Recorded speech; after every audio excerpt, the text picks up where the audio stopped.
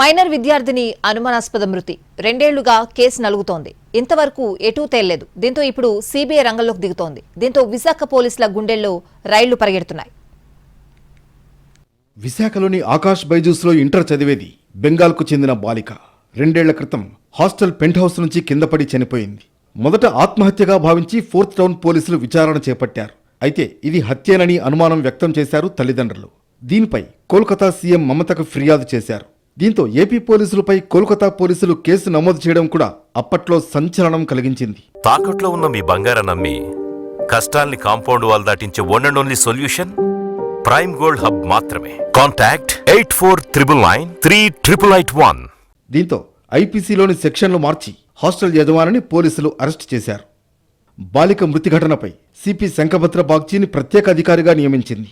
వాస్తవానికి మృతురాలి తండ్రి Sukhdev Sahu AP high court ఆ తర్వాత సుప్రీంకోర్టును ఆశ్రయించారు.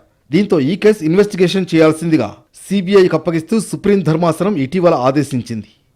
బాలిక చికిత్స పొందిన ఆసుపత్రి వైద్యులు పోలీసుల తీరుపై అనేక అనుమానాలు వ్యక్తమయ్యాయి. బాలిక దుస్తుల్ని మార్చేశారని, సంఘటనను ఉన్నతాధికారుల దృష్టికి తీసుకువెళ్లలేదని, అలాగే కళాశాల నిర్వాహకుల నుంచి భారీగా డబ్బులు తీసుకున్నారని ఆరోపణలు వచ్చాయి. ఇప్పుడు సిబిఐ రంగంలోకి దిగడంతో ఏం జరుగుతుందన్నది ఆసక్తిగా మారింది.